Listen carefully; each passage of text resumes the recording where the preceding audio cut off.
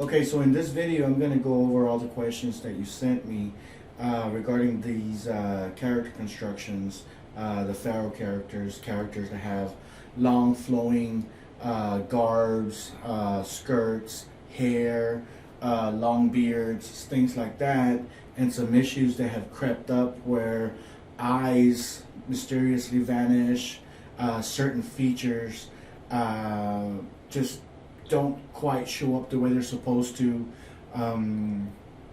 object masking, and all those things. I'm going to attempt to cover all those things in this video. Hopefully we can get everything taken care of within an hour, maybe an hour and a half.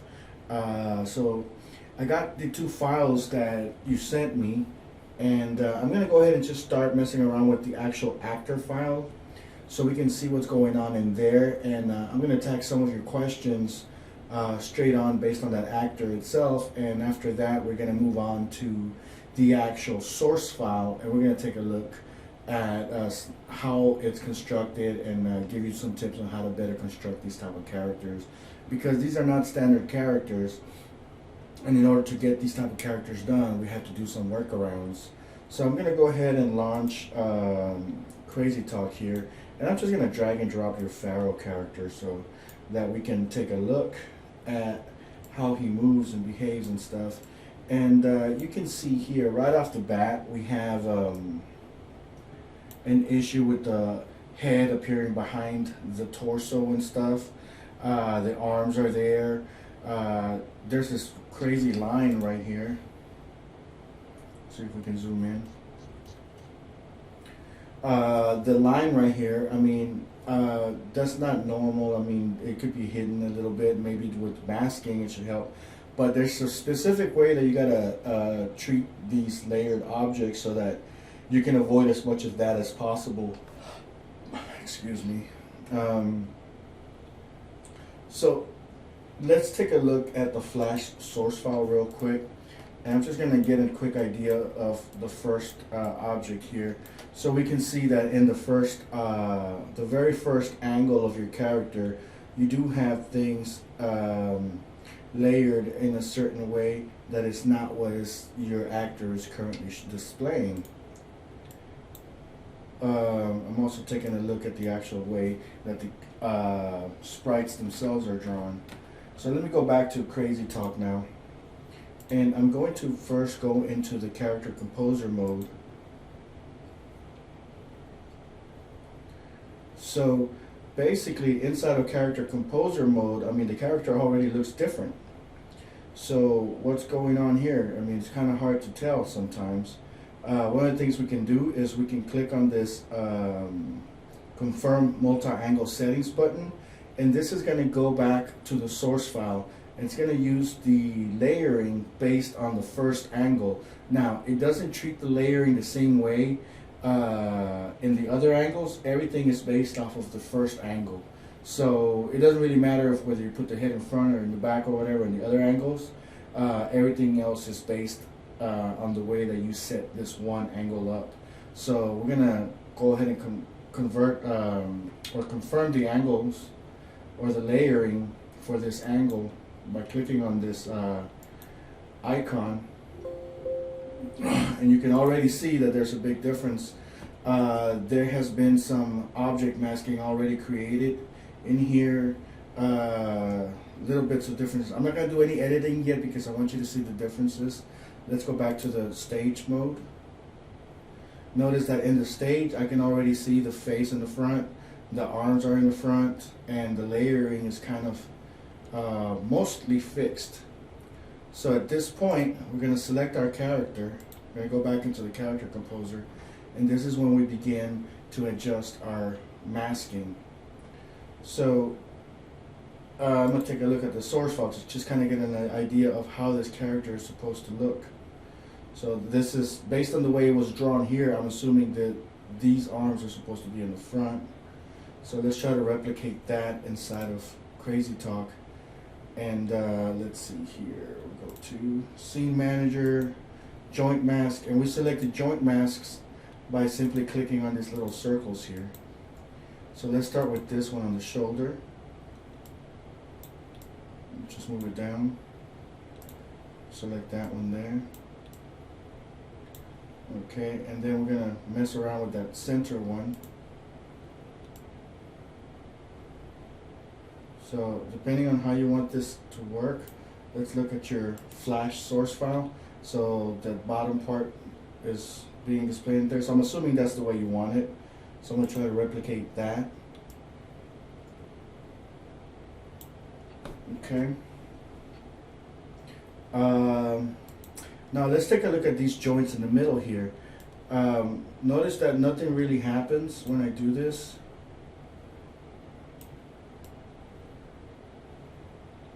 And that's because your sprites are actually created in a way where they have that line there. It's not going to go away. And I'll show you how you can fix that and make it look a little bit better. Let's see.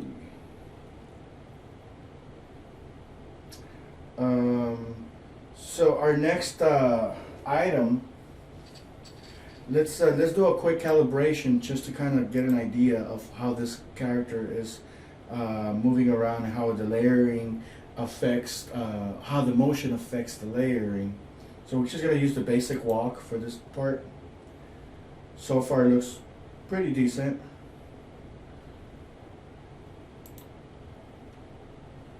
That's not too bad.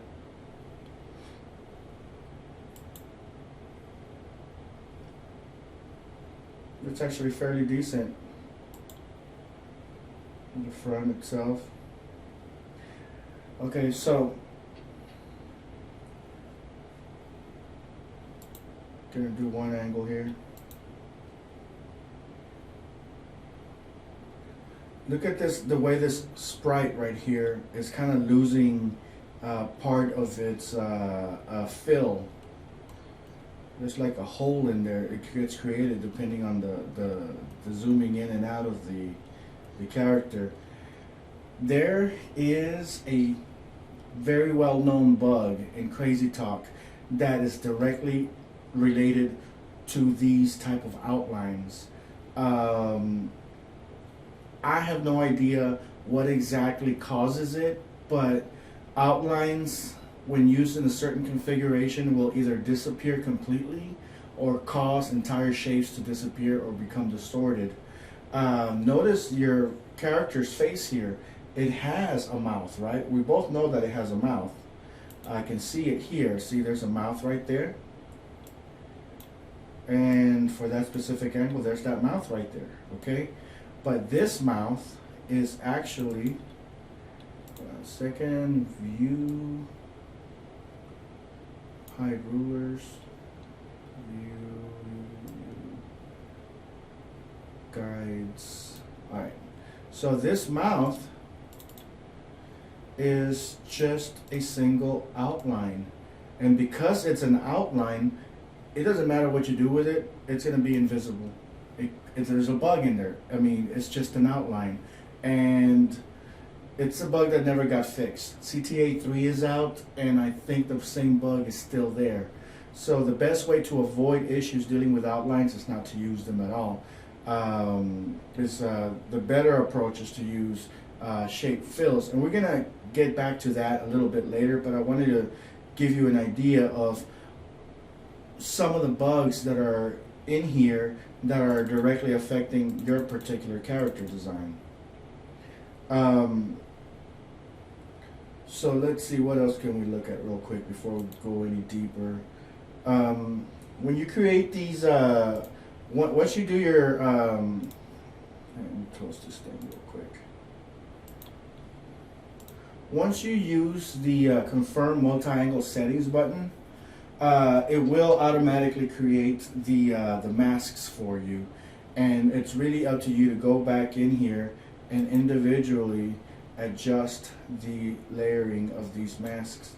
So you might want to go in here, adjust this one. I'll stick with one, I'll change the angle again, and then I'll go and adjust the other one, and I'll keep going until I have it pretty much about right.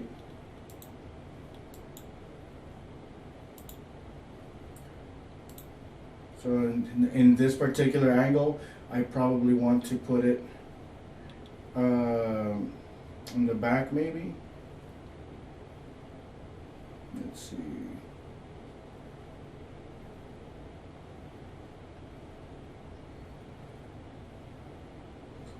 Manager. I'm trying to select this thing, but it won't let me for some reason. We'll use the mouse.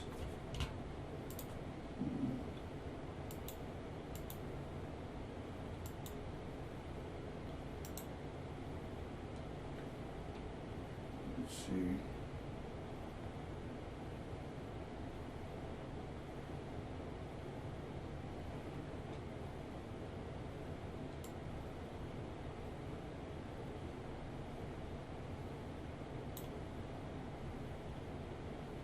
Okay, anyways, this is the button that I'm looking for here, the send to back.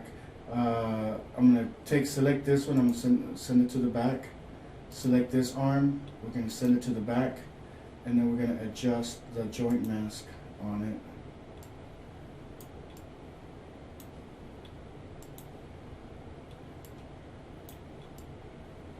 Okay, let's do a quick test on it. See, there's some overlapping there. So maybe adjust it a little bit more.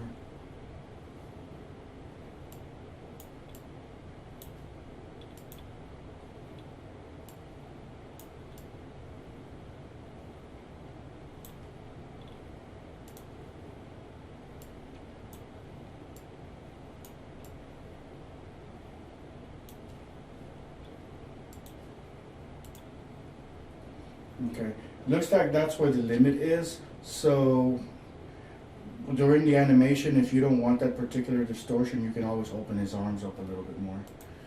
Okay, so let's see here. Let's keep going a little bit more. So far this pretty much looks decent.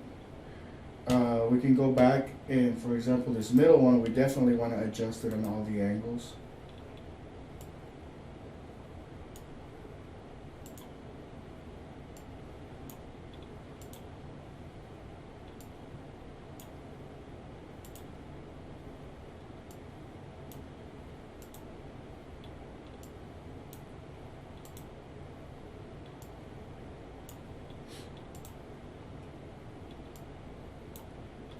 Okay, so now let's take a quick calibration. This looks a little bit more decent.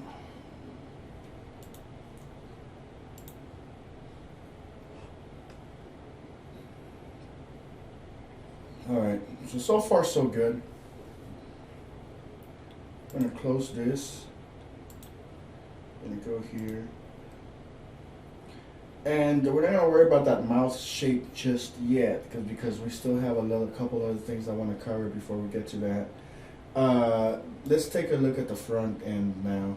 In the front end, we see that this thing is kind of still getting cut off a bit, but the rest of the body looks pretty decent. Let's see here. Let's go to the animation section, which is gonna drop a brief motion. We're gonna do the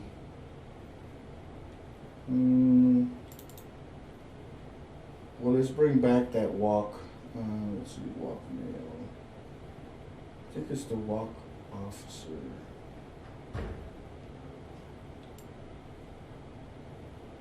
There it is. I think this is that walk that we were using in the other object, in the other composer mode. So here we go. See that popping motion that just kind of creeps up? Let's see.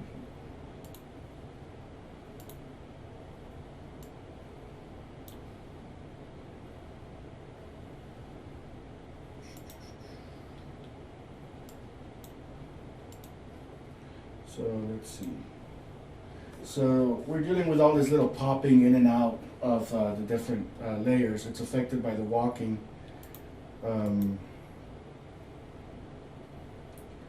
So once we start animating it, you know, these motions were not created for your characters. So it's perfectly normal that pre-made animations are not going to work exactly as intended on your character.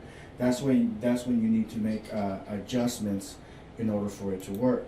So one of the things that I need to adjust against, you see here, this is little distortion right there. This little little extra bit of like a corner there that kind of sticks out, which is going to adjust. For example, in the 3D editor, I'm going to adjust this character's body.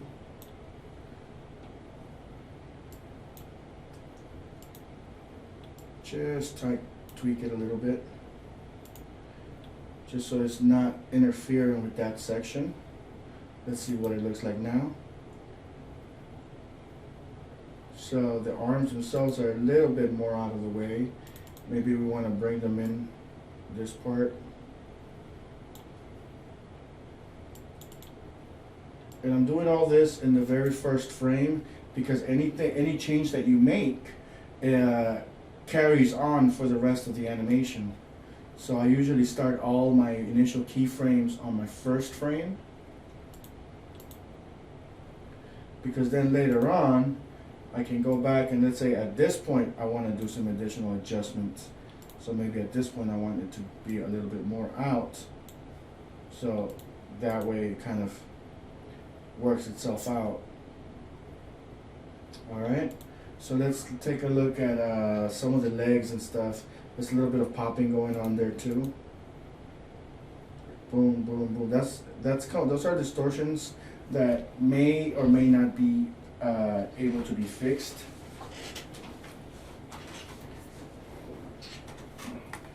But there are things you can do to alleviate them or just prevent them from happening, and some of those are on the artwork side. From the actual front end, it's going to be a little bit more difficult. Let's take a look at some of the things that we can do to make this particular long dress or skirt or garb or whatever you call it flow a little bit better. Let's see here. Let's zoom in on this character some.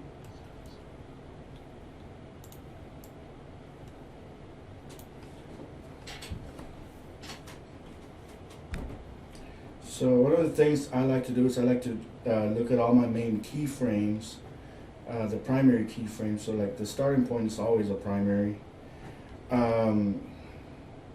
With the character selected, if I can select it, mouse is not cooperating. I'm going to go to the scene manager here. That's not really working. Let's see. Sprite editor maybe.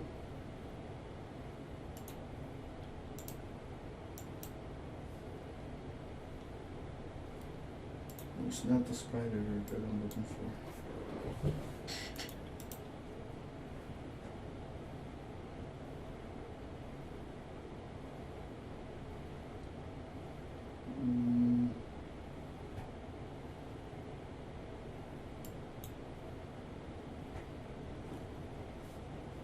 It's not the layer editor.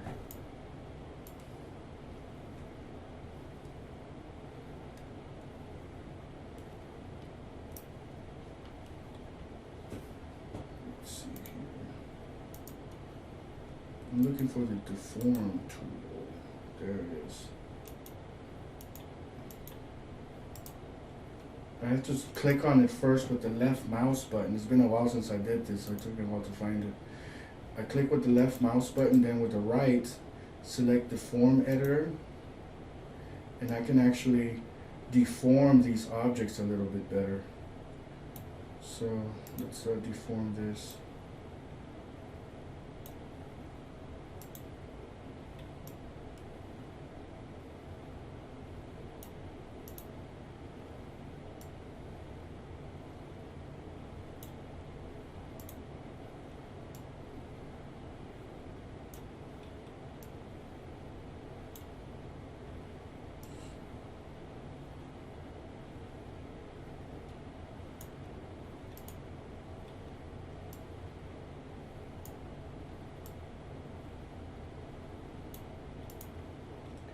So using the deform tool, you can help fix some of the way that some of these things look.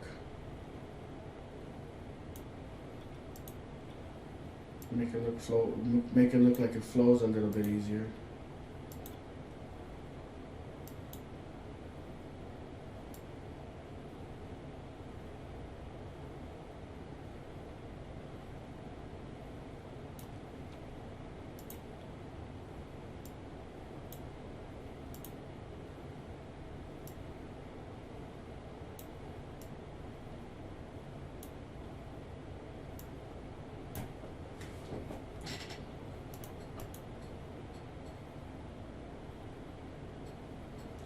So you can play around with the deform editor as needed. It's something that you can use to make your cartoon look a little bit more, you know, cartoony and elastic, depending on what you're doing. At different points, it's something that you might want to play around with. It'll definitely help with that. Now let's take a look at the beard. So the problem with long hair and beards is that when they intercept other objects, you get that popping motion. To a certain extent, you can fix it. So we'll go have a wireless mouse, so it's a little bit out of range from the main computer. So there we go. We'll find a frame where the popping occurs. Boom, right there. All we gotta do is come back here, select our sprite,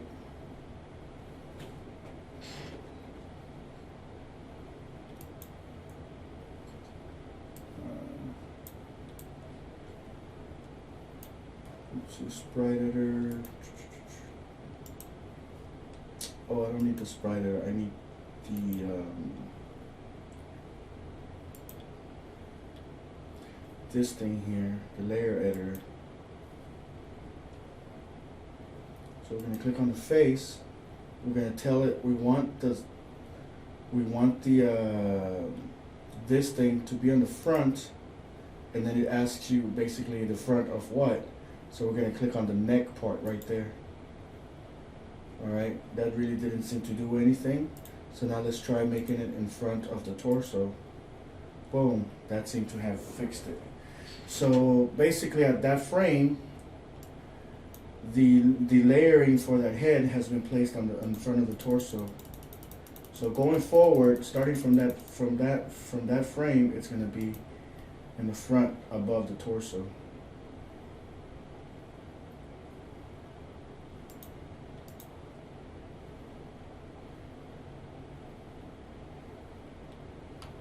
Okay. So using this layer editor, I mean, you could just use the just move to top. It'll automatically bring it to the front. Depending on the action, I mean, let's say that at this point you're going to start an action where the arm is going to go in front of the face.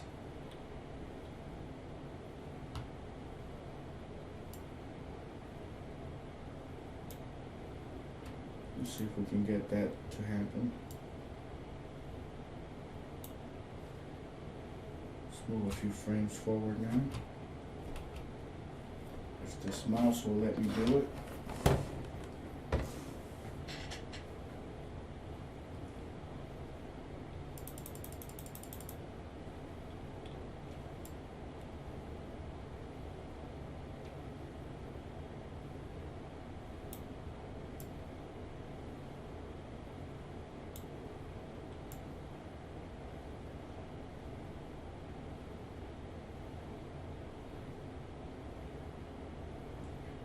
So if we're there,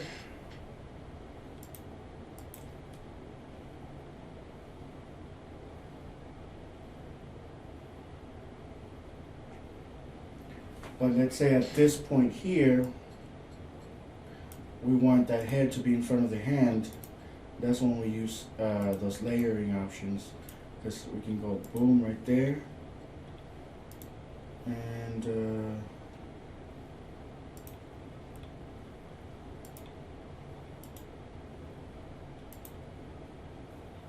tell the head to be on top of this hand. See? So you layer it that way. So from this frame forward, that head is always going to be above this hand. And whenever you're ready to change that, you select the hand and put it above the face, for example. So that's how you go from one layer in and out stuff to another. Alright, so with the layer editor, whenever you have those popping motions and stuff, just find the first frame of where that happens and then adjust your layering as required to prevent that from having that jarring effect on it.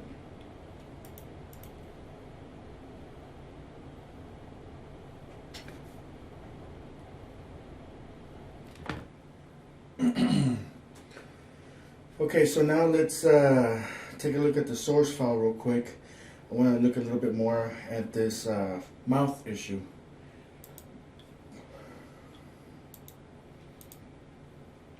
So this mouth, like I said, it's kind of unexplainable why sometimes outlines get imported and sometimes they don't. But suffice it to say that in this case it didn't work. I'm going into the main symbol for this thing. I'm going to go next to modify, shape, convert lines to fills. So I've converted this mouth into a fill shape. So it's no longer an outline, it's a complete fill, like you know, like almost like using the paint bucket fill. So it's a brush stroke basically. So now that it's not an outline, I'm going to export it. Let's see here. It's right here. And I'm going to go into the character composer mode.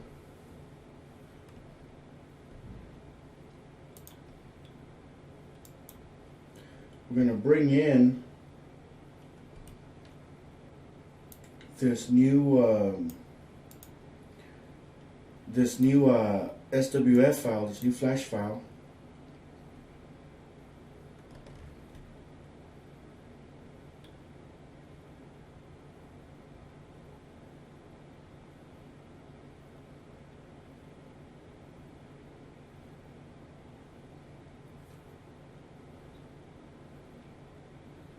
Alright. Well, we have all sorts of wacky stuff going on, but that's a different story altogether. Let's see here. Now this is obviously not the source file that was used, I don't think, for creating the character that I was just using right now. So the character you sent me, I don't think it's the same one. Notice how the mouth is right there, but it's also using something else. So there's other stuff here. Okay, so I'm not even gonna mess with this particular symbol here. Let's try this again. I really don't think this is the same exact source file that was used for that particular actor file. I think there's a lot more going on why that imported that way. So let's see here. S Pharaoh. Let's try this one more time because I have no idea what happened there. That is a complete destruction of a character there. And so whatever is going on with that source file is definitely not the one that I saw last time, and it's definitely not the one that was used for creating that actor file. I'm pretty sure of that. So let's see, let's do a clean import and let's see if maybe, you know, it does a difference. It does any difference. I don't think it will, but we'll see.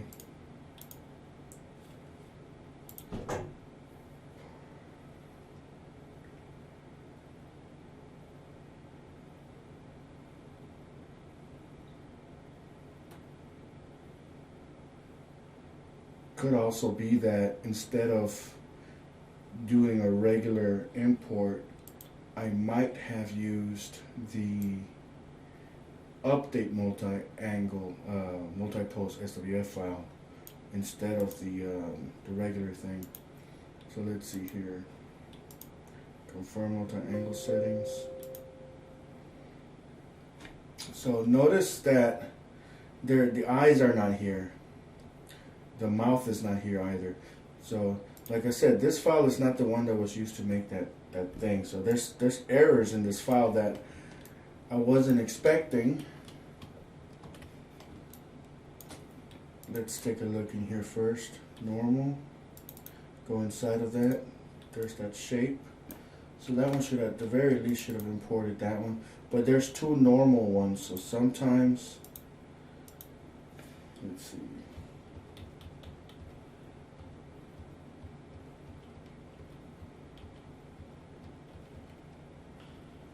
Here, we'll do this. We'll just break everything apart.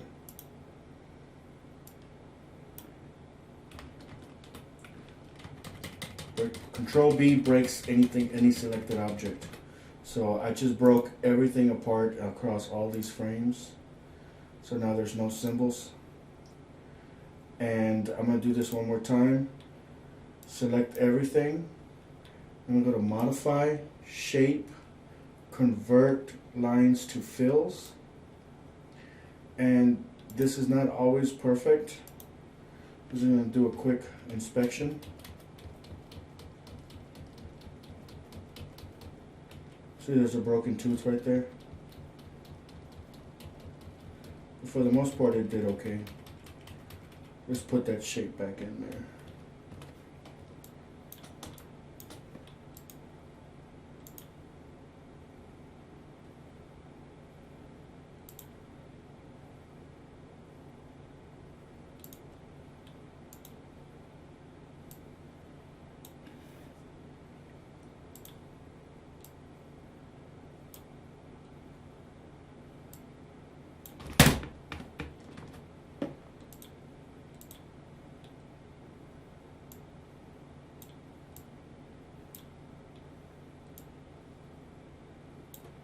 That's good enough.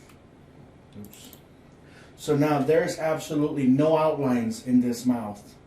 I'm using strictly fills, and I'm going to use Puppet Producer. Hopefully I have it installed in this version of Flash. There it is.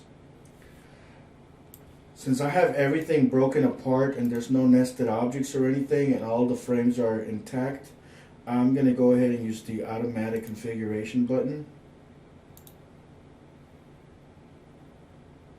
Give it a few seconds. Boom.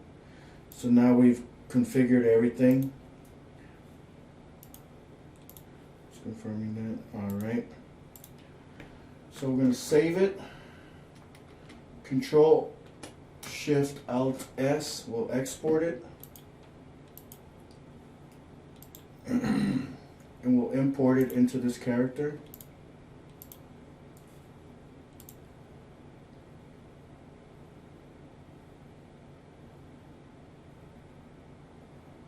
Give it a few more seconds.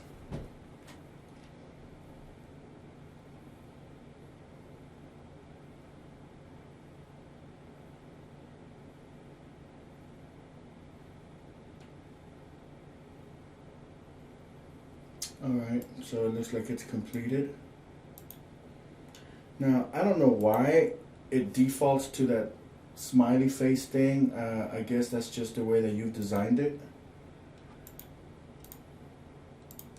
But normally it goes to the normal mouth. But at any rate, let's double click on this mouth and select the sprite editor. Notice that all of our mouth shapes are there.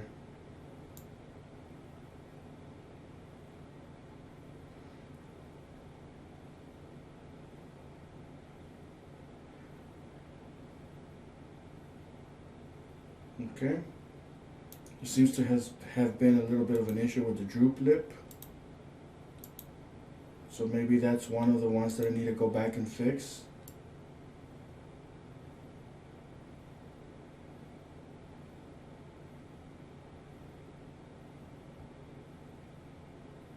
I don't see it here, so let's see.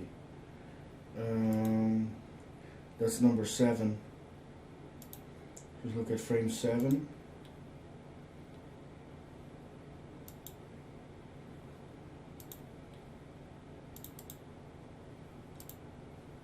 So why is number 7 not working? Let's see what's going on here. Looks like it is working, but it's creating additional data there, sort of like an inverse. A lot of the times it's just a matter of optimizing it. We're going to select this. I'm not going to modify too much. Sometimes all you need to do is come in here and just tweak a little bit like that, and that's enough to fix it. I have no idea why. It's just sometimes it likes the arrangement of the pivot points and stuff. Not pivot points, the little vector points. Sometimes it just doesn't. What I'm going to do, I'm going to select this. I'm going to go to Modify, Shape, Optimize. And here's the Optimize panel. I'll just kind of adjust it a little bit just to kind of change its structure. Just enough. See, there's a 40% reduction in the curves. Look at that. So it's different. See how the pivot points and stuff, I mean the vector points are different the way they're arranged now. Let's see if that was enough to fix it. Sometimes just tweaking the structure is enough to fix it.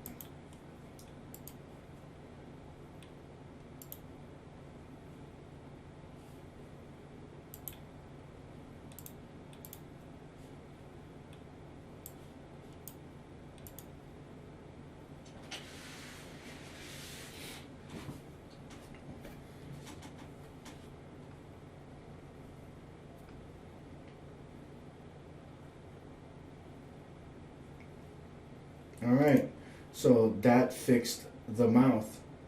So now, let's take a look at the sprites.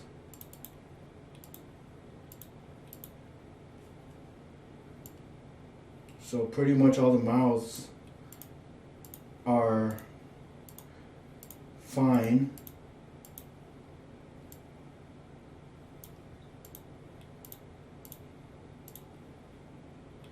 Okay.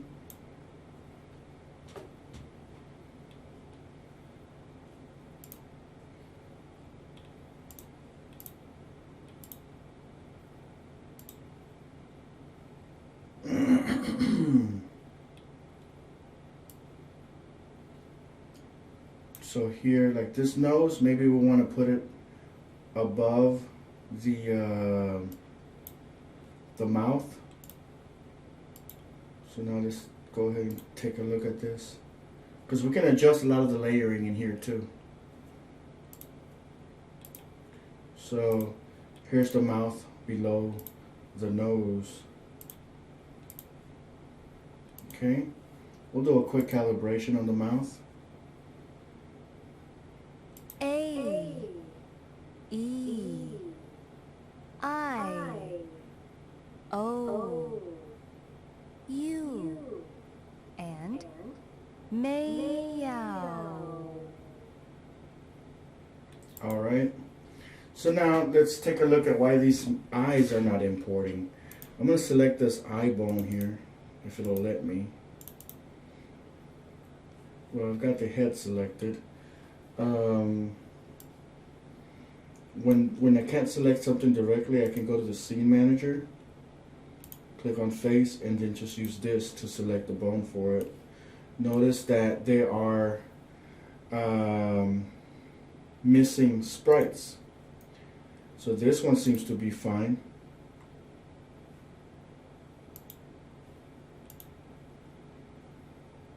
Okay, but we have this one, we're definitely missing the eye number 1. So that the 2 is damaged, 3 is damaged, 4 is fine, 6 is fine, 7 is damaged. All of these are messed up. Well, no, all of these are fine, but we're still missing of some, because notice how the number of eyes that you created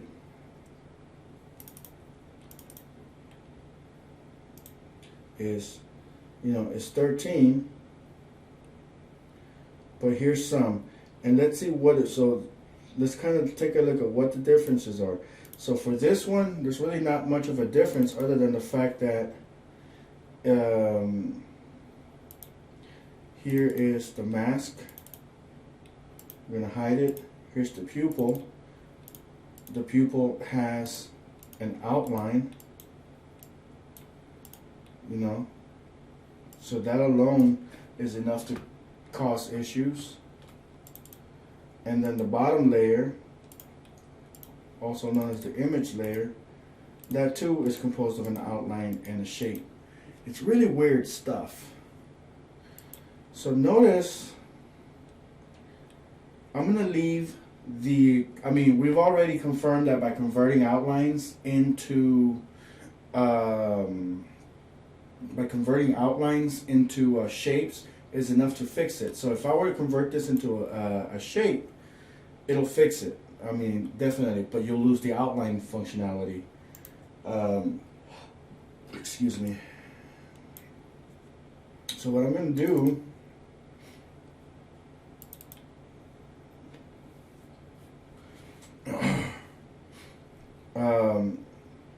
I'm going to create a completely new layer here. In this layer, I'm going to recreate this eye.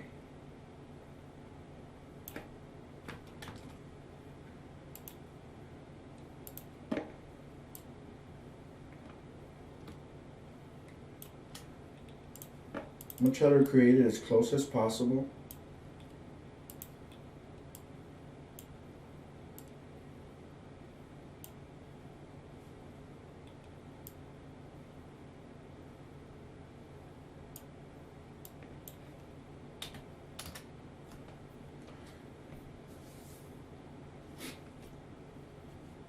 I am also going to, let's see here. Well, I'm going to convert that into a,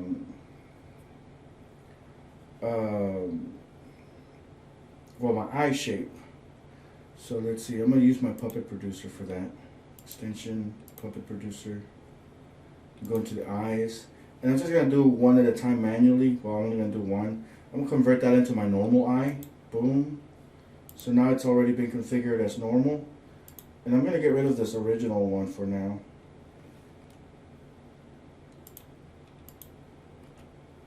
So that original one is gone.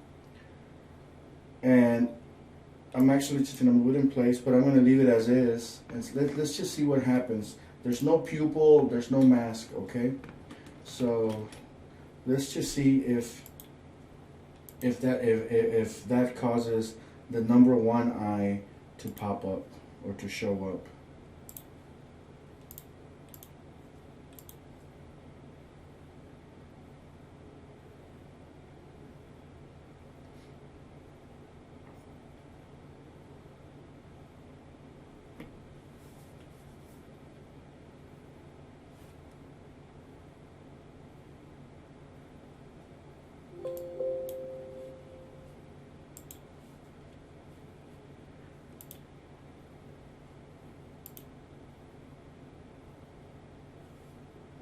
Look at that. So if we go here and we look at that, see, the normal eye showed up, okay? And that is using an outline. So, but right now it doesn't have a pupil. So like again, there's like, as far as understanding why, I don't think I can explain it to you as terms of why. Sometimes it just likes it, sometimes it doesn't. It's a bug in the system and it's very unpredictable. But what I'm doing here is I'm going to go into this eye here. I'm going to create a new layer. And I'm going to create this pupil.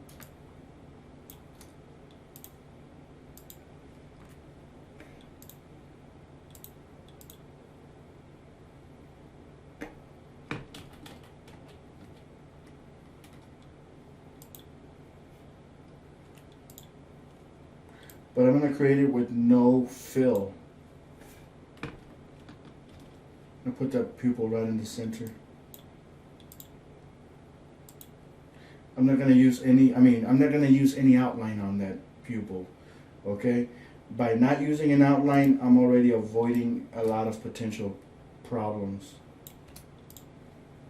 And then I'm going to take this object here, copy.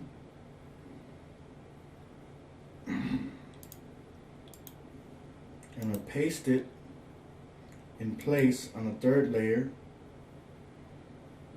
Alright, so I'm going to take my top layer, I'm going to call it the eye socket mask, boom. Take my middle layer, that's my pupil, boom. My bottom layer, convert that into my image, and then the top layer, I set it up as a mask, and there we go. So that alone is enough to fix that eye. So let's take a look at the other ones that are damaged. This is exert closed, closed, and scare closed. Pretty much every closed eye shape is damaged. And let's see why it's damaged. What do you know? It's an outline.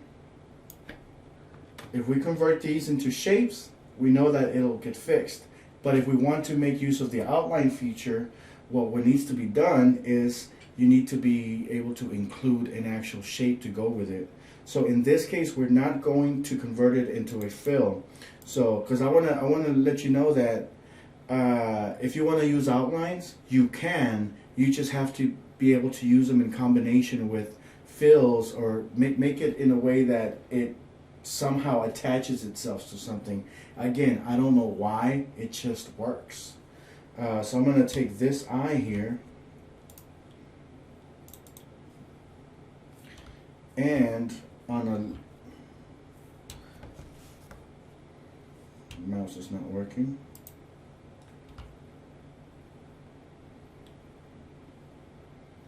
On a separate layer below,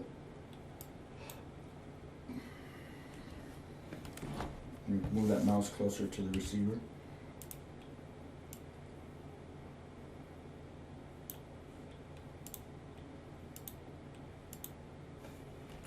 Get rid of that outline.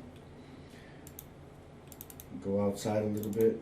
I'm gonna select this skin color here, and I'm gonna go back into this symbol and just give it a background, and I'll take this outline, cut it, paste it in place. That way it's all part of the same object. By making it part of an object, somehow I'm merging it, I'm kind of forcing it to stick. So let's see here. Save, Control Alt S, Shift, yes. So we're gonna bring this in, and we're gonna keep an eye on these sprites here. So if everything worked fine, the number 1 sprite should fix itself with the pupil and everything, and the number 2 sprite should also have the closed eye, and we'll be using an outline.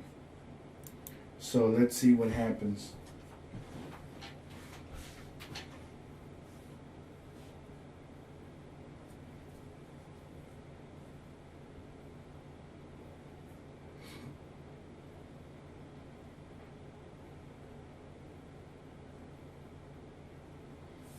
All right. Close that. Let's see. Let's do this multi-angle thing one more time real quick, just to kind of tweak all that stuff there. All right, so let's take a look at the sprites. And what do you know? See, even though we are using an outline as part of this eye, because we're using a shape background or surrounding it with a shape, it seems to force it to work. That's really weird, but that's just the way it works, and it's a bug that I don't think they ever figured out. At this point, it's kind of a moot point because CrazyTalk 3 is out, so it's very unlikely that they're going to release an update for this particular version of the software that fixes that bug. And quite frankly, even on the new version, this bug is still there. So try to work with that. I mean, whenever possible, keep those things in mind. This particular thing here, let's see. Now, let's see.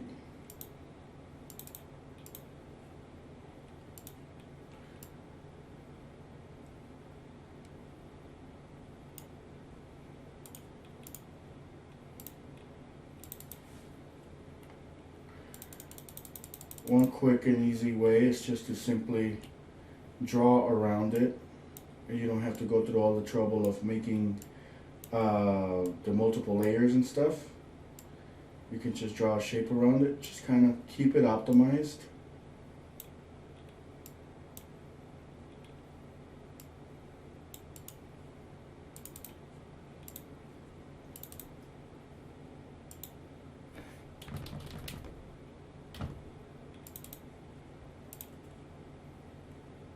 So we could have done that for the mouth as well. You put that little patch of skin on the mouth, and it should go a ways into helping it stick.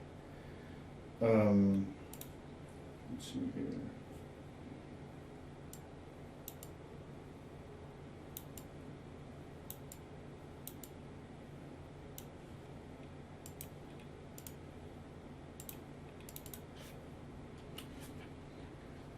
So we're just going to do that.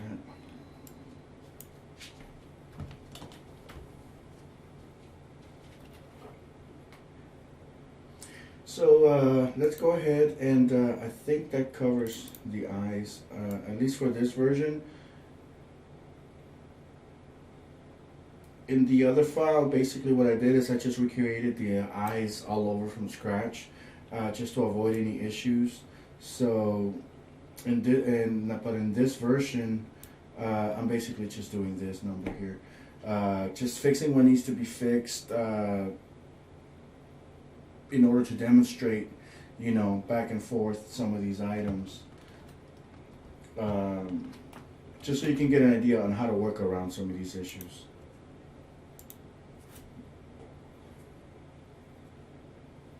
This isn't always going to be the same fix.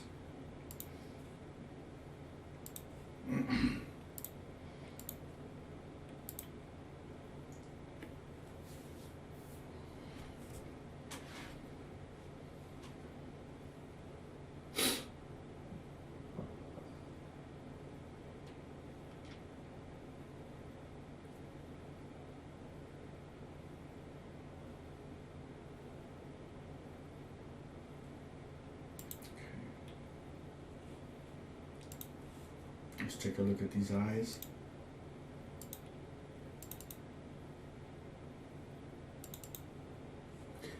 See how we have the little skin on there? Now we have the full, complete set of eyes. Let's run this multi-angle thingy. Alright, so even after doing that, the mouse stays over there. So maybe it could have something to do with the way that the layering is set up for this. No, it's not. So, like I said, you know, it's not always perfect.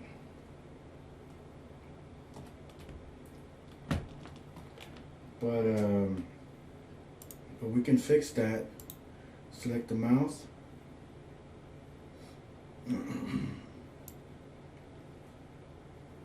And we need to find this section here. I've got to close out of this. So we'll just move it to the back. There we go.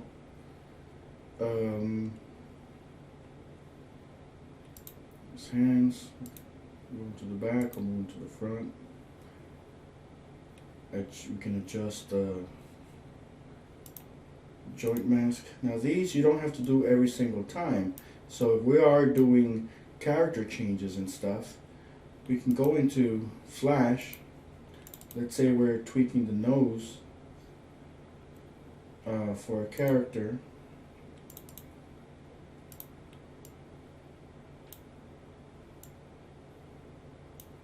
That's a combination fills and outline. Let's convert this into a fill. Modify shape. Convert lines to fills. So now it's a fill.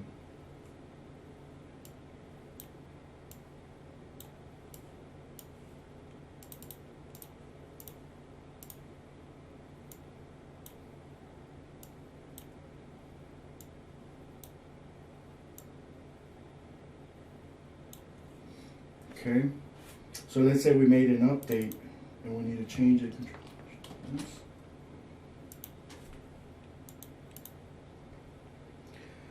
And let's suppose that I took my time to adjust all these elements here, the masks and stuff. I don't want to have to recreate that every time I do this. But for one, I don't actually mess with this till after I'm done.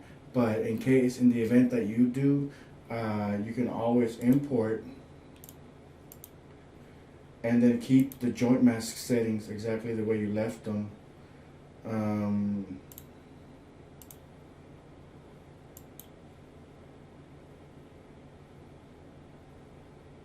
Or at least in theory, most of the times it actually works. So let's see if it works this time.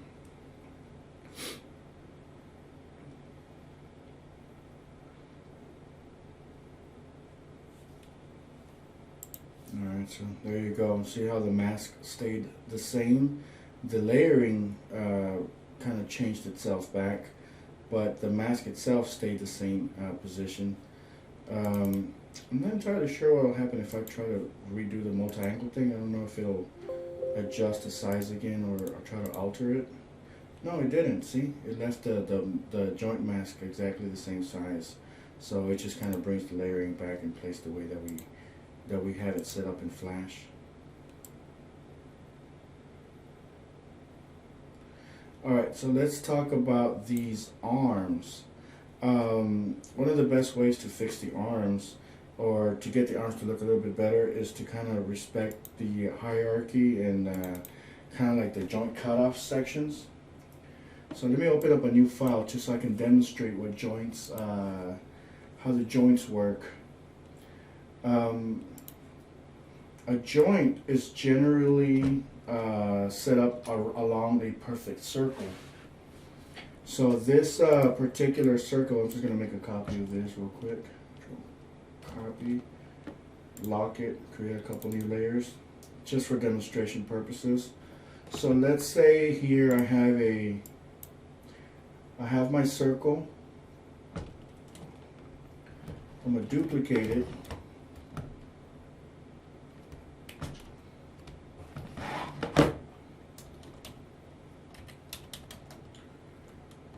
Okay.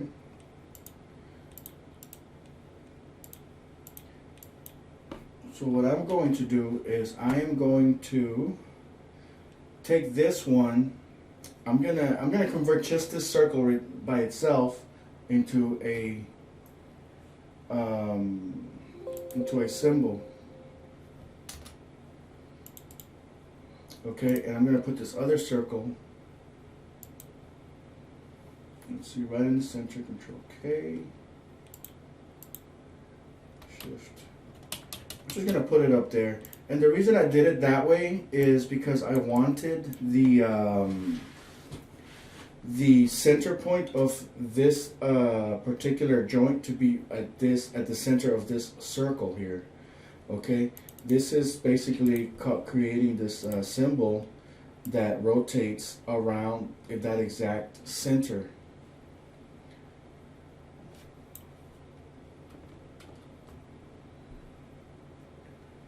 All right. So I'm going to also create another circle, paste in place. All right. Let's see, I'm going to turn that one into a symbol right off the bat. I mean, I don't have to, but it just makes things a lot easier because by using a circle, I am automatically allowing for the pivot point to go right in the center of that. And by editing it, I can go in and tell it where I want my other edge to be. So I'm going to put it right there. So I have another symbol that rotates like that. So basically what we have is two symbols that have the adjoining joint exactly the same size around this center. So when it does this, it's almost a perfect fit, okay, when it rotates like this. So here, I can come in and, you know, turn on the magnet tool.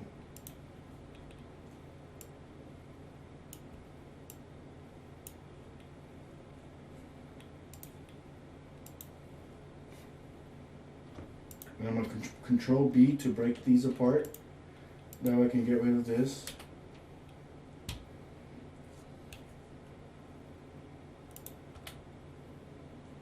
Just add a fill.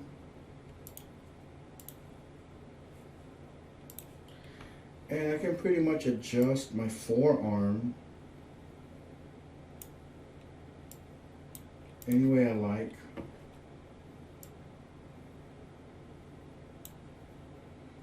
Okay. Now in this case, obviously the joint for the wrist, I made it the same size, but I could have made it smaller to allow for the smaller hand. But I'm not concerned about that. That's not really what this part is about. This is really about the joints. To get that perfect joint, the best thing to do is to have your main joint where the two pieces are joining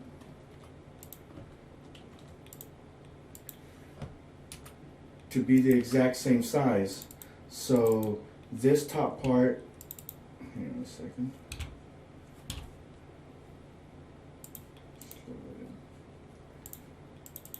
So this top part at the bottom joint is the same as this bottom part's top joint, so that when it rotates like this, it'll rotate along that pivot, providing a very smooth, pixel perfect joint articulation. Okay, so that's the best way to ensure a perfect articulation on the joint, but that does not save you from the overlapping aspect of it. So basically, in order to better prepare for that, what we do is, like on the sprite that goes on top of the other one, the best thing to do is cut off a good portion of that. So you can get away with, I think, as much as half. Normally, if you just go down to the middle here,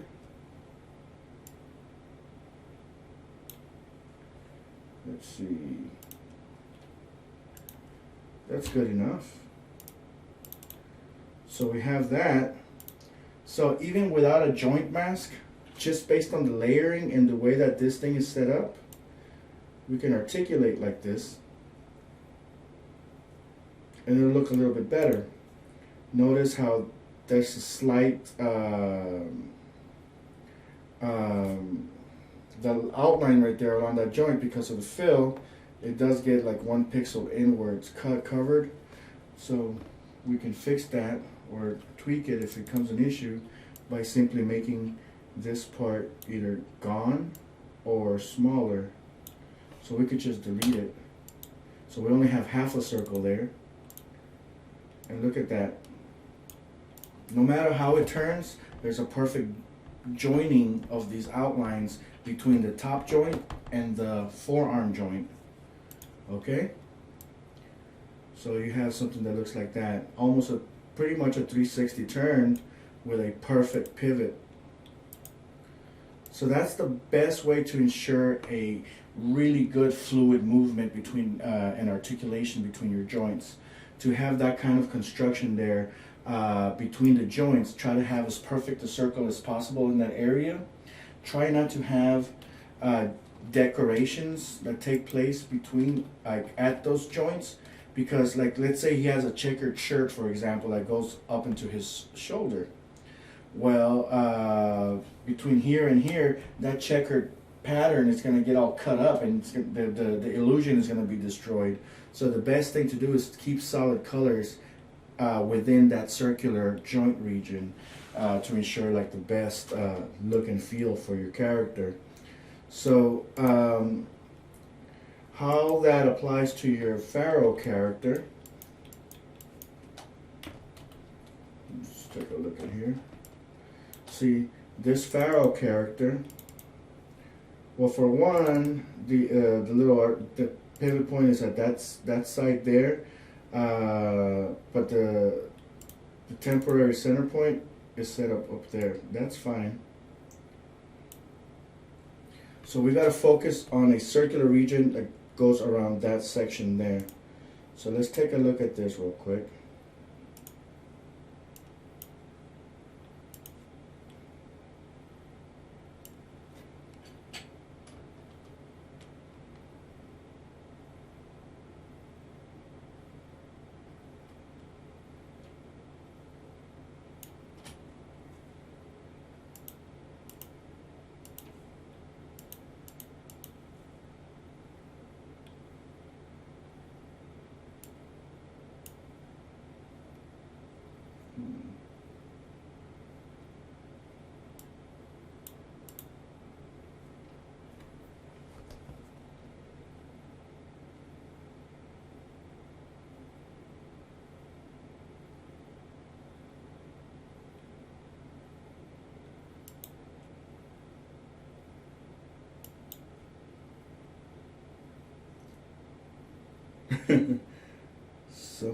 Somehow I seem to be missing my my outline tool. That's weird. I must have disabled it. Oh, there it is. Ink bottle. So I'm going to try to add that section to this forearm.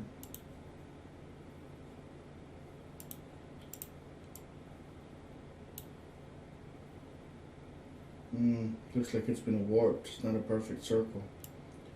So try to avoid doing that.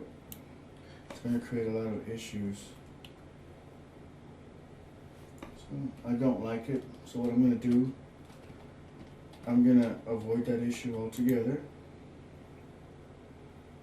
I'm going to break it apart.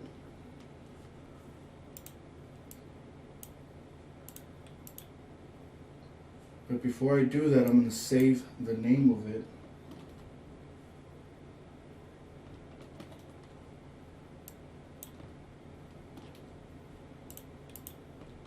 Control B, break apart, turn it into a symbol.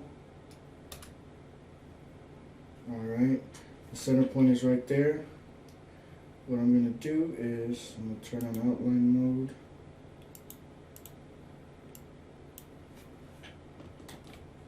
I'm just going to readjust that back into the center.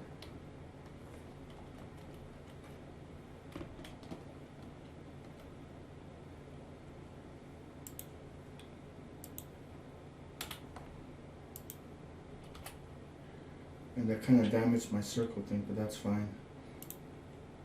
I need this to be the exact size. So I'm just going to go inside of this forearm. Well, I'm just going to redraw this circle from the center of this pivot just so I can get a little perfect circle area. Just so I can get a better joint.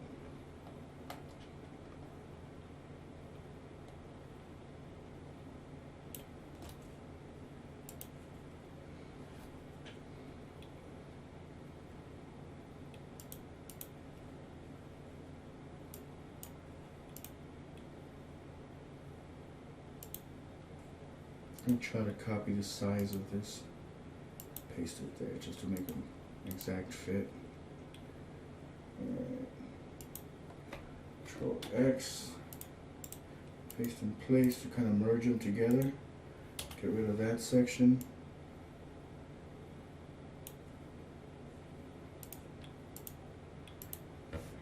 Let's just get rid of these points.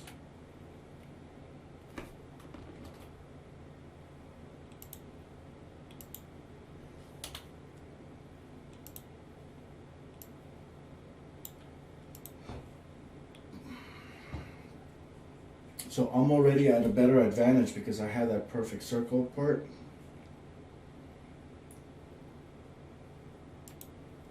And if we look at that, where that center point is, that's where I really want to make that cutoff.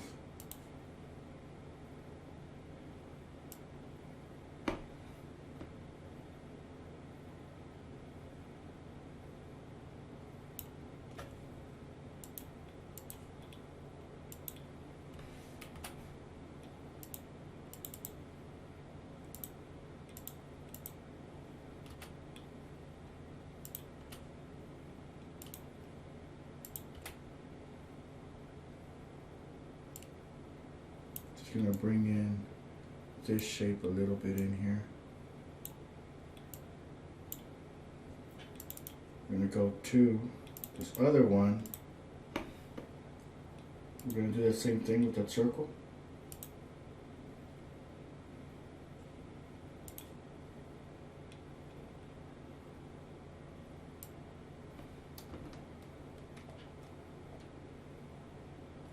Try to make it as close to the same size as possible.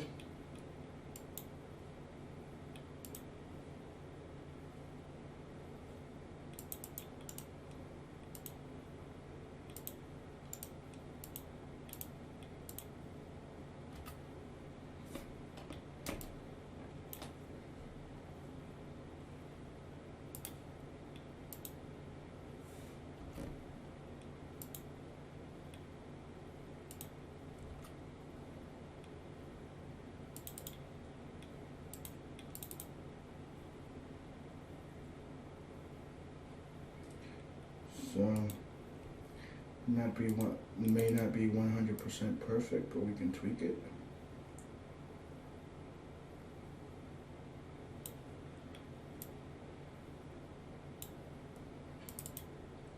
Alright. So now when this joint articulates around this other sprite, it'll look a little bit more like this. Okay, and now see, you can test it. If you don't like this little bit here, this little section, you can always clean it up. Go in here.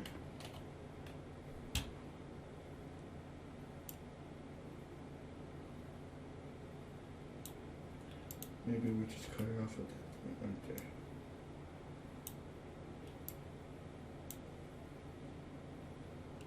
Smooth it up a little bit.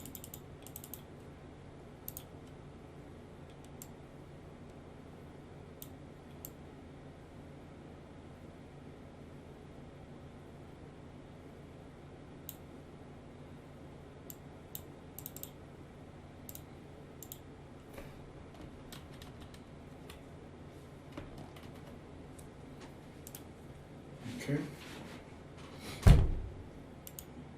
Maybe put this hand above all that stuff. You know, when you go in here, the hands, try to get that little section in there cleared out.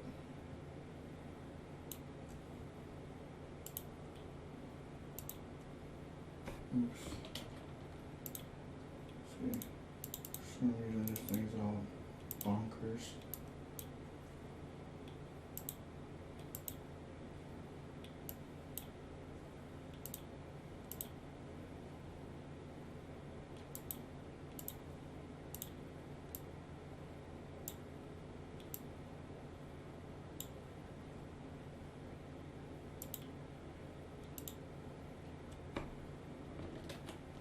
I don't know that for now. Alright, let's see here. So another trick that you can do is you don't have to use everything as individual objects. You can always duplicate. So we'll take this one for example. If I double click on here, I can tell that this name of the symbol is symbol 2. If I double click here, that one is also symbol 2, so it's been duplicated, right? But this one obviously is not. So this one's called symbol 616. This one's called symbol 3. So what I'm going to do is I'm going to take this symbol, so right click on it. I'm going to click swap symbol. Look for symbol 616.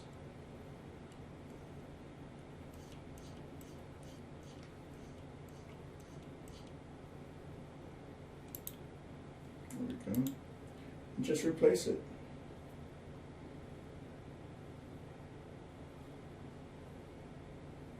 Let's see.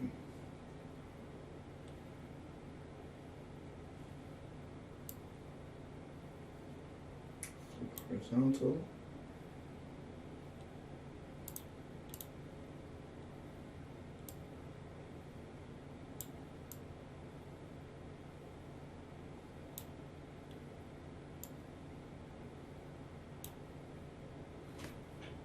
kind of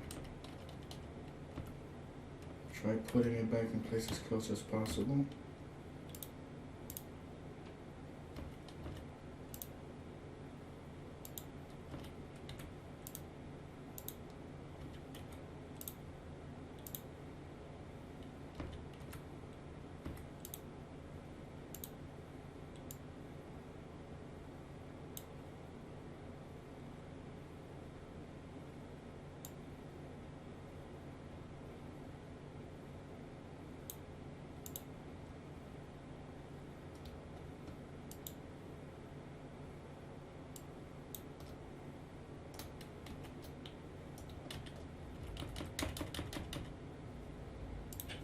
Alright, so that'll effectively make it so that any change you make to this, you don't have to do it multiple times. It'll just kind of, you know, any change to this side will make it to that one.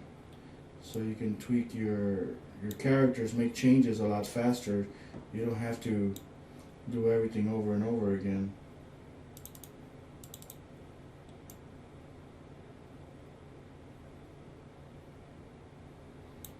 Alright.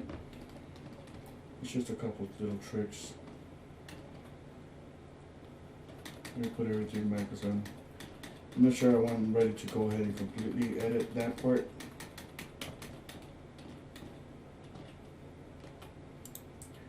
But I just want you to see the difference between this arm and this one. Save it, export it.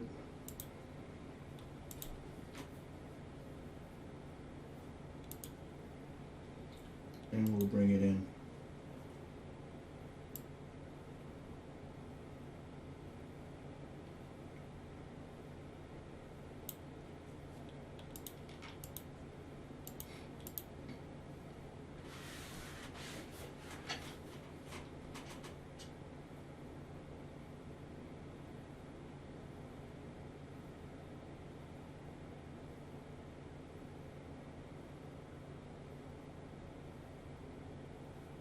So this is interesting. I'll give you one guess as to what went wrong with this particular shape.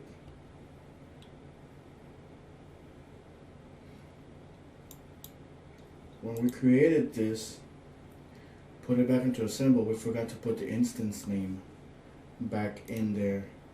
So naturally, we can come in here, delete that pivot point. Since it doesn't have anything in there, we can use Puppet Producer to automatically configure it for us.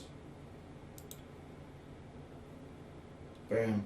So, and what happens is that because the pivot point is right there, we're forced to manually adjust our positions to make it go to the rightful spot.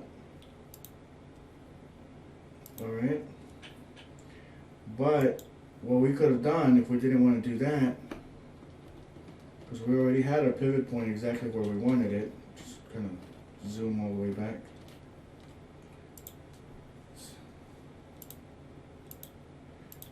Is simply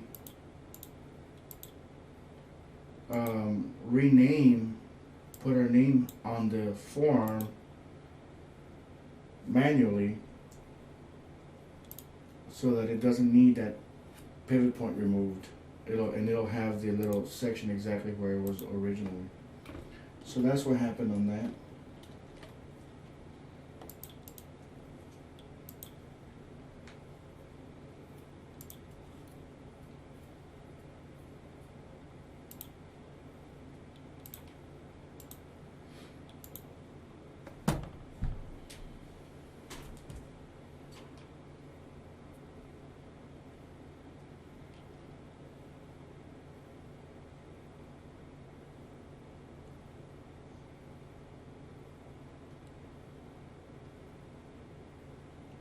Alright, so take a look at how this arm is in comparison to this other one.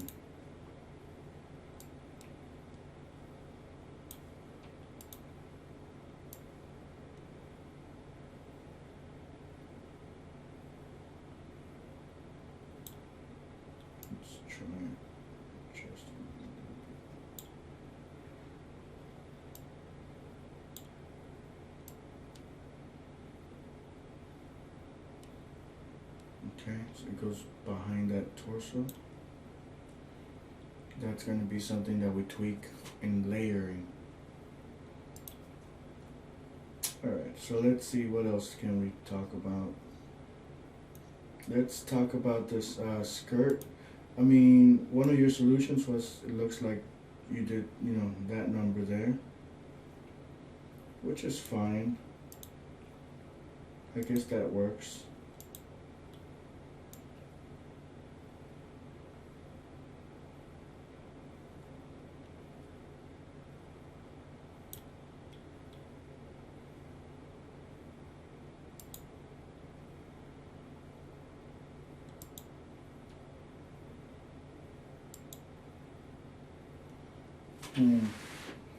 What you could have also done is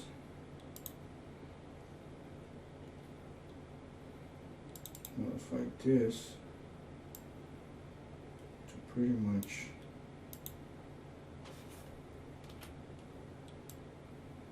cover this, most of this section here.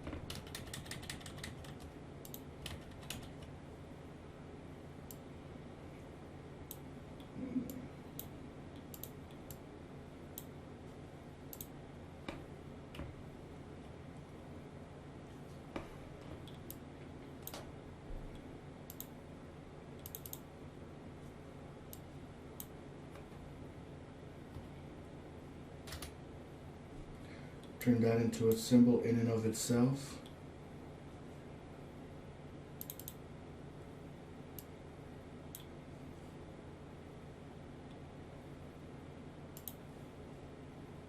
Doesn't really need to be anything big.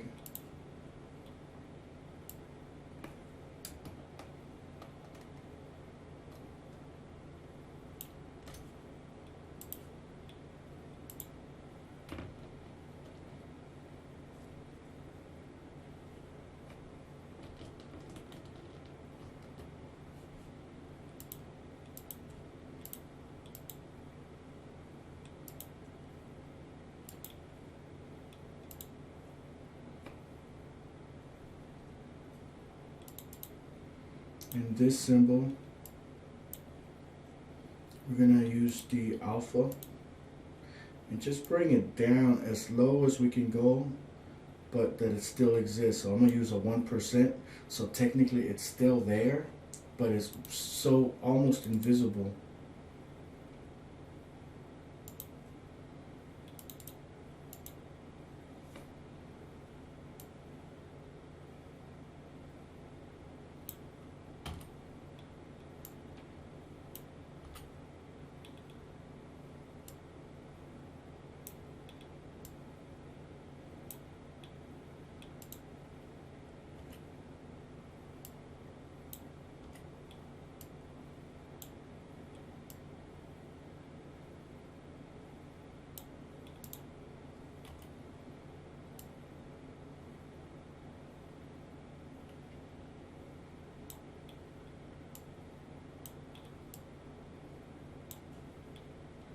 I'm just trying to make this semi-round.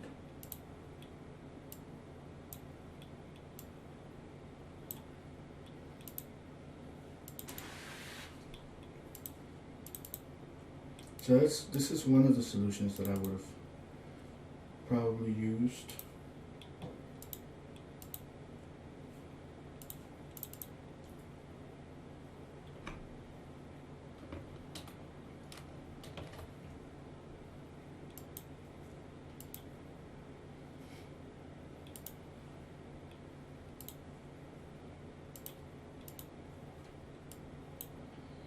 We'll see what that looks like.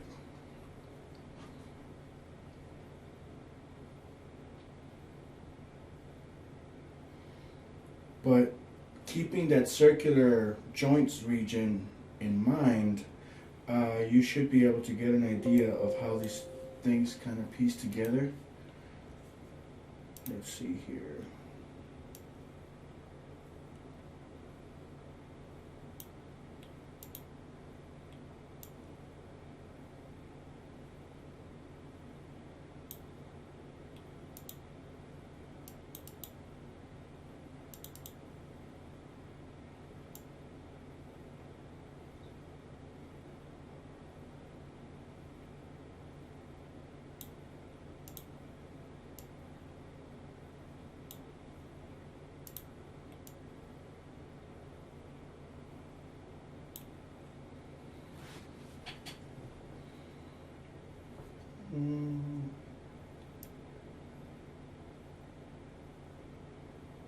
So maybe that green skirt thing, that part is probably not, maybe it's not something I want to use, or maybe it needs to be modified a little bit more.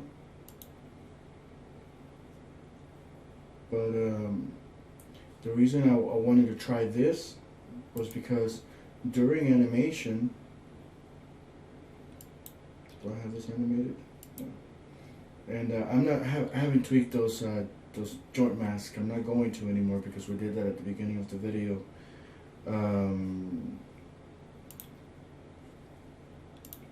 Let's see, animation. I'll bring that walk again.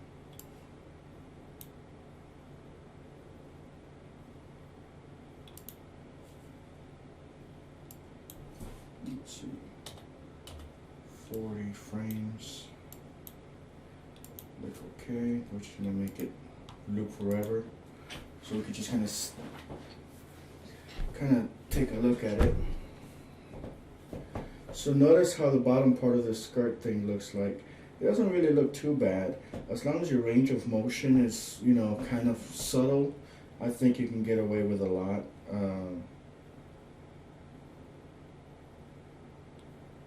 And of course, maybe the legs, make the joints so that they're a little bit more like the joint on this arm here. Let's see here.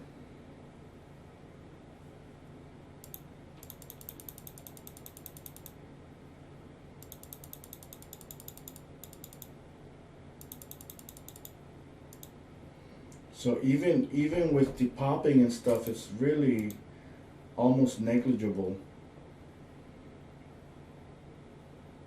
But if you want to avoid that layering, you go back to the first frame, you select the sprite that you want.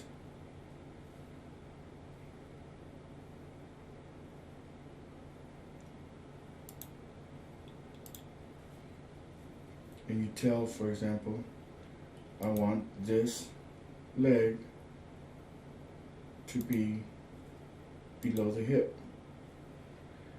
I want this part, this shin area, this bottom part of the leg, to be also below the hip. Boom. So now we end up with something that looks like that. Okay. Now there's still a little bit of like pop right there. We just gotta find it. Keep going. Boom, there's a pop. That's where the layering occurs. Well, we don't want this to be layered. So we tell it to go to the back.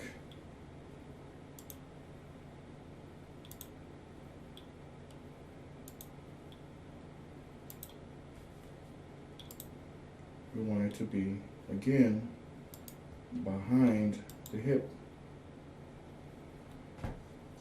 Doesn't always work. So we're going to tell the hip to come in front of that. Doesn't want to play nice. You got to find it sometimes. Okay? So when that fails, you can use the runtime composer to play around with.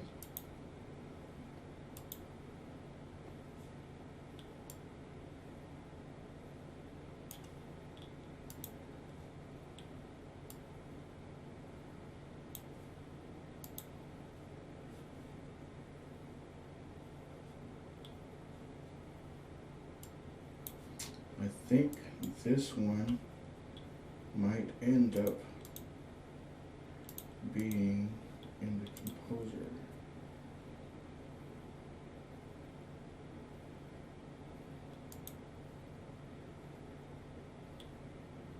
Or we already did that, didn't we?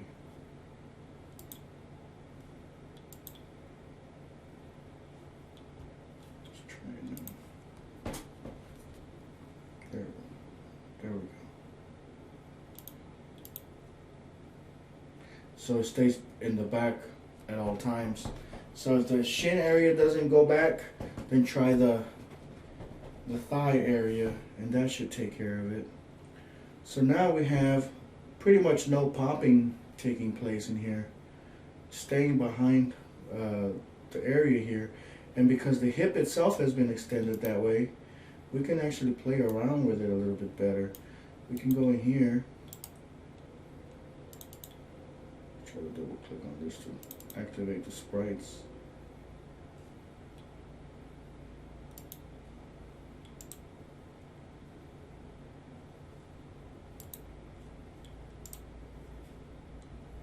It's not working.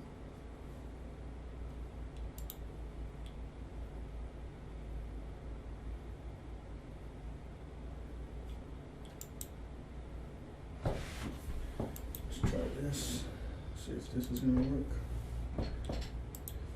Can't remember how to get to here for some reason.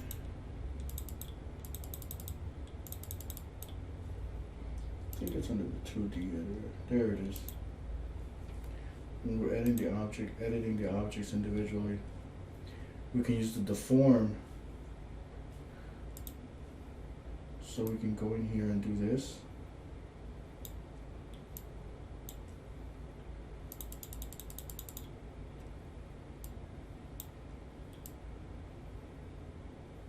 Do that.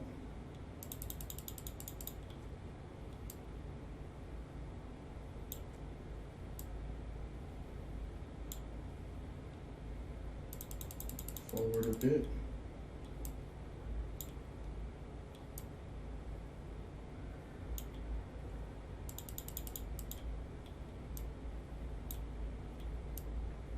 Do that.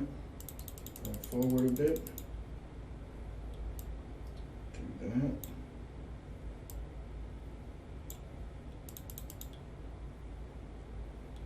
All right, let's take a look at that. So it gives you a little bit more fluid movement on that skirt, for example.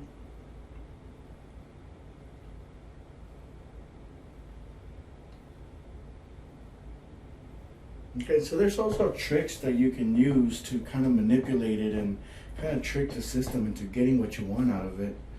When you use it all in combination, I mean, you can get some really nice work done. So I'm gonna take this head.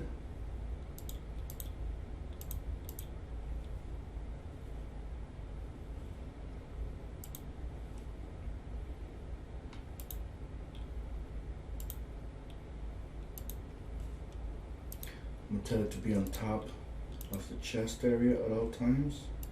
So now let's look at that. Okay, I'm gonna take this, even without the joint mask being set up. I'm gonna tell it to be on top of the chest area. Same thing with this, be on top of the chest area. And I'm doing all this on frame 1. So now we have that. Okay. We still have a little bit of a popping. Nothing that can't be fixed. Let's find out where this popping is taking place. Right there. Boom. So we don't want that. Layer.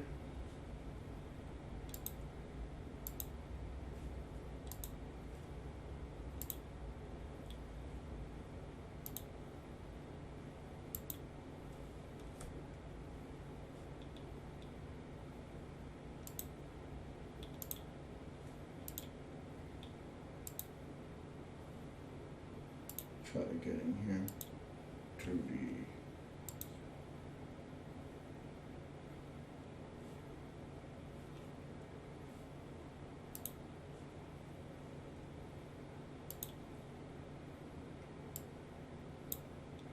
tweak it a little bit.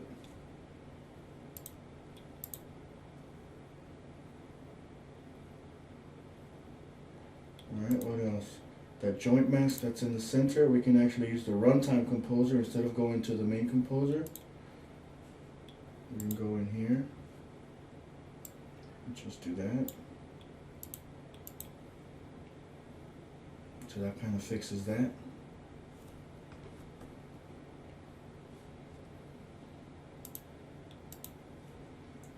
So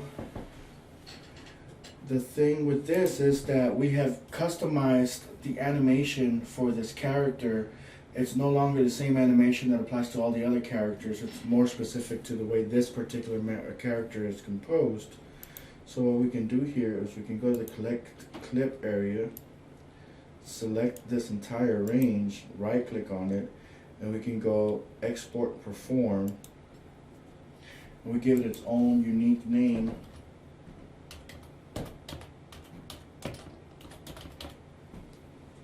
Okay. I'm going to save it to my desktop.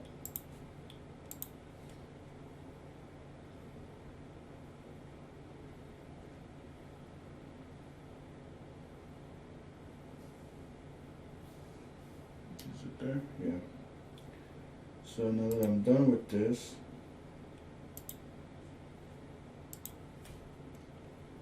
later on, I can take this walk that I saved and I can actually apply it, and it'll be specifically for this character. Let's see here. So 3D motion, we'll get rid of that. 2D motion stuff.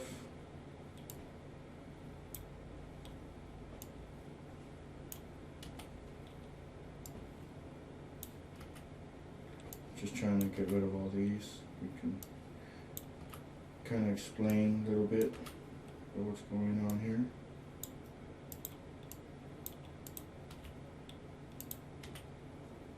Alright. And so if we hit play, or actually we'll just remove the object animation. That should kind of take care of it across the board. We hit play, there's nothing there. Okay, so we take that motion that we just saved. I'm going to put it here. Right there, that Pharaoh walk. It's a performance file. It's going to drop it on him. Since it's made specifically for him, it'll work with him every single time that you want to use this.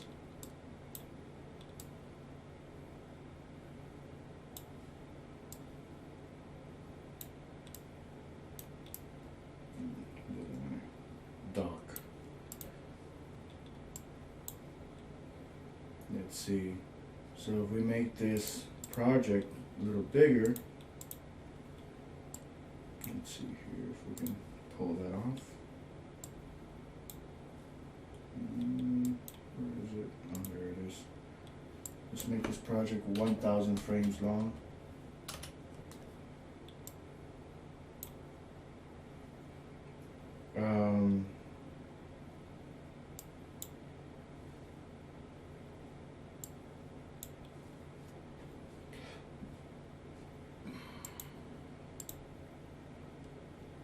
So there's that motion file. We can loop it.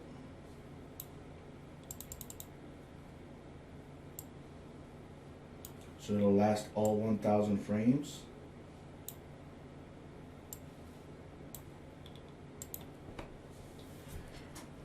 Or we can stretch it or make it slower.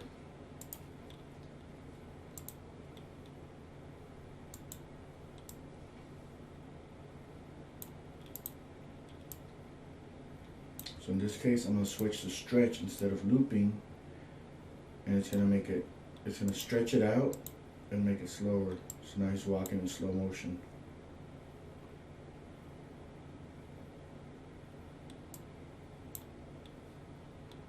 Or I can use the same stretching tool to make it even shorter. So now he should look like he's walking faster.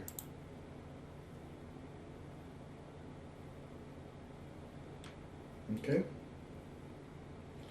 So that kind of helps clean it up a little bit. Hopefully that gives you some ideas to work with. The eyes themselves, I think we calibrated them already. Let's see, the beard, that's another issue. I mean, if you don't want to have to deal with a lot of the layering stuff, you can always create it as a prop. And the way you do that is, let's say I didn't have that beard there and I was having a lot of conflicting with there that I couldn't figure out. Sometimes, no matter what you try, you won't get the layering just right.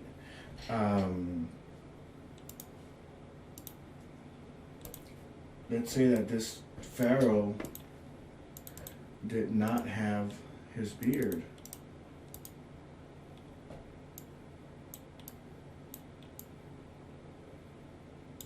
Okay.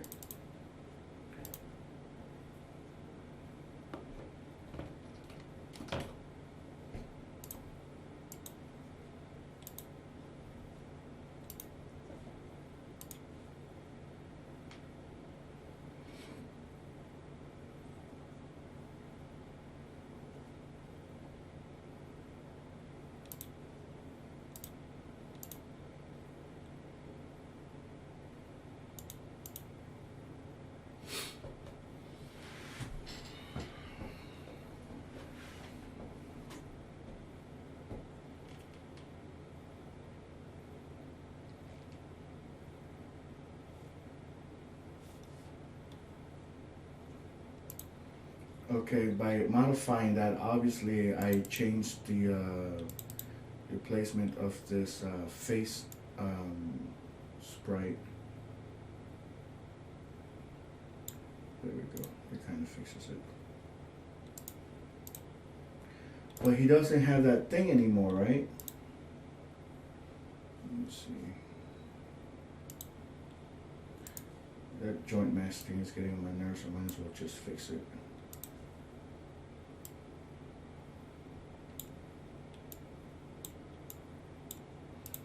Okay, so he doesn't have his beard, so the solution for that is to actually make the beard a prop. File, new. Okay. So you draw it.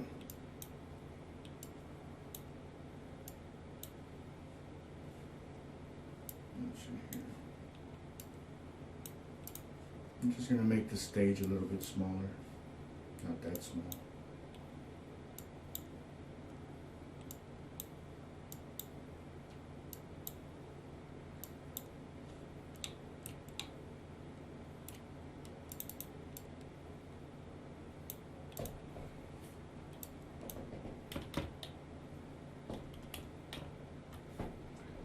We're just going to export it as a prop.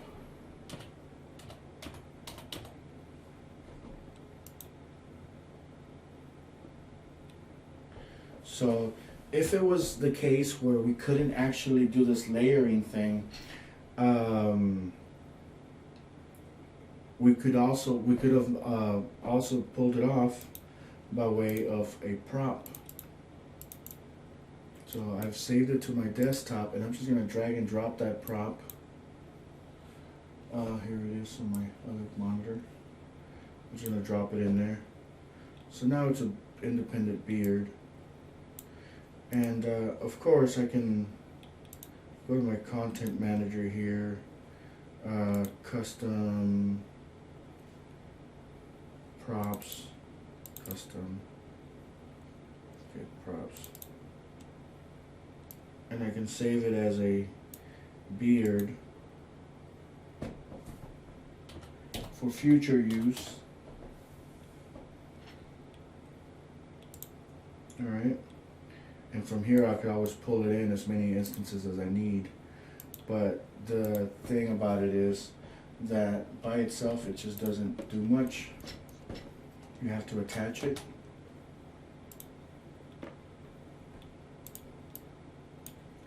So I'm going to take that prop and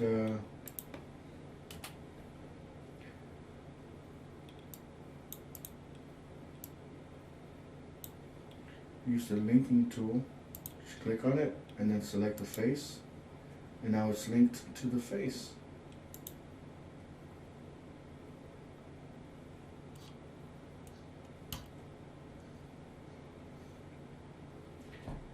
And the cool thing about that is that because it's a prop,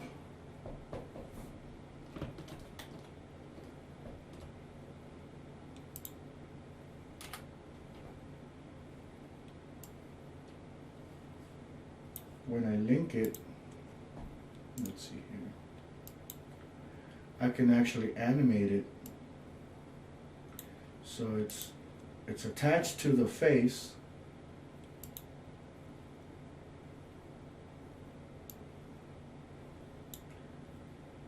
So I can go here.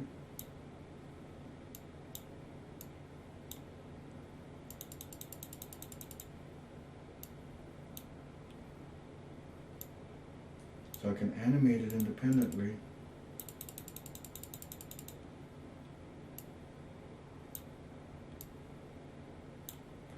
I'm just going to do that bit right there.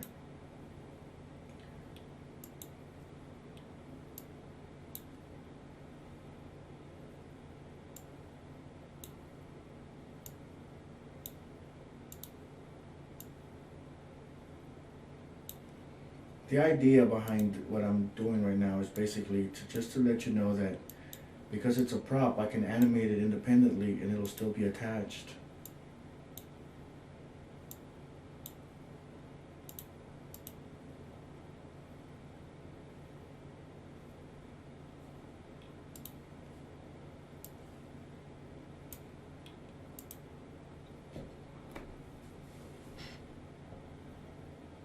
Okay. What else can we do?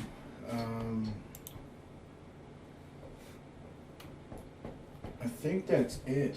Let me take a look in here, see if I missed anything. Overlapping keeps the order overlapping of the character made on Flash, but in our case it's not working, blah blah blah. Constantly legs overlap skirts. The beer hides under the chest, so I think we got that covered. Joint masks are not working properly. Says you've masked all the joints and they look well, but when you test the character movement, it doesn't. It seems to disappear. I think I've covered that. Says that I still don't understand how the eyes and the mouth and blah blah blah. I think that's more related to the outlines. I think we got that covered.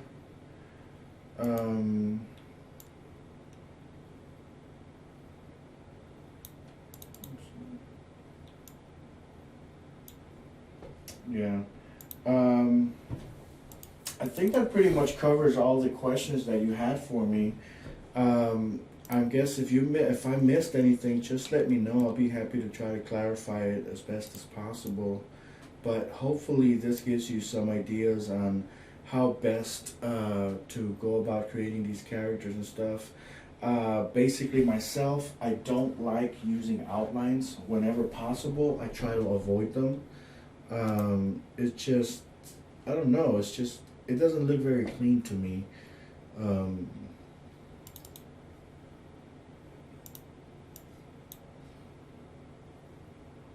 In my own character designs, I try to avoid the outlines. Most of these are shape fills, and because they're shape fills, they seem to pretty much work every single time.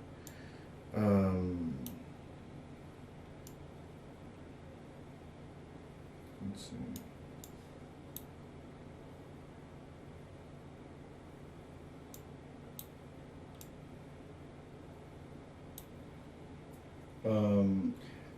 And it does allow me to do additional things like work with colors in a way that the colors are like monochromatic between the outlines and the actual fills themselves. It gives it a little bit cleaner, more professional polish, I think. The color alone does a lot to give the character a little bit of pop. Of course, when you don't use the outlines, you do have that limitation where you can't increase the size of the outlines and stuff. But in general, if you just do a good job, you know, with the rendering of the outlines in the first place, you really don't need them, you know. I think they look perfectly fine without them. The variable line weight on the brush strokes for these type of outlines, I think actually gives it a little bit more nicer feel to it. But yeah, it's all up to you. If you want to work with outlines, just make sure you use a base shape to kind of encapsulate them. Don't put them by themselves, because when you do, you just run into all sorts of unpredictable issues. I think that's it. So if you have any other questions, you know, just feel free to email them to me, and I'll try to respond to them as best as possible. Till then, you know, hopefully that gives you some ideas to work with, and talk to you soon.